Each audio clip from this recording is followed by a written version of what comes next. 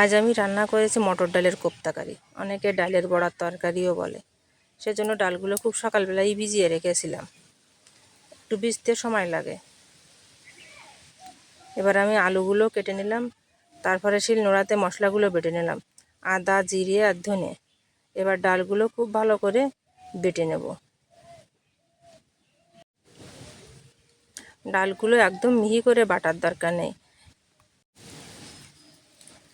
মিক্সারে করলেও করতে পারেন, কিন্তু আমি শিলনোড়াতেই বেটে নিয়েছি। এবার ডালের ভিতরে দেওয়ার জন্য আদা আর কাঁচা লঙ্কা একসঙ্গে বেটে নেব।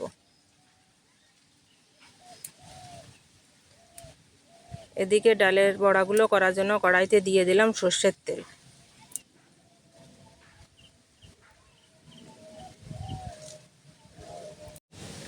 সর্ষের তেল গরম হতে হতে আমি ডালের বড়া করার জন্য ওটা মেখে নেব। দিয়ে দেব হলুদ গুঁড়ো,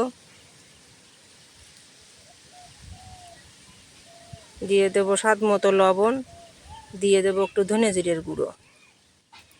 তারপর একসাথে খুব ভালো করে মেখে নেব।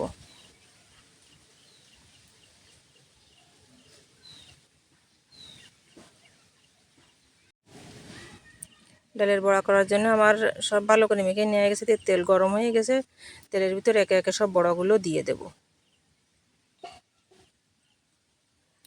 ডালের বড়াগুলো খুব লাল লাল করে ভালো করেই ভেজে নিতে হবে।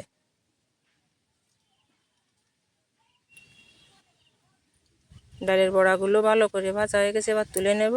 এবার বাকি যেটুকু ছিল সেটুকু দিয়ে আরও অন্য বড়াগুলোও করে নেব। এবার ভেজে থাকা যে তেলটুকু বেঁচেছিল ওতেই আমি রান্না হয়ে যাবে। দিয়ে দেব গোটা গরম মশলা, গোটা জিরে, তেজপাতা ফোড়ন। তার ভিতরে আলু দিয়ে সামান্য হলুদ লবণ দিয়ে আলুগুলো বেশ ভালো করে ভিজে নেব।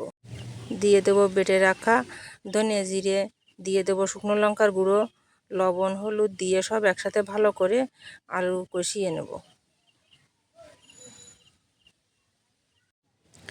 আলু মশলার সঙ্গে খুব ভালো করে কষানো হয়ে গেছে, এবার দিয়ে দেব জল।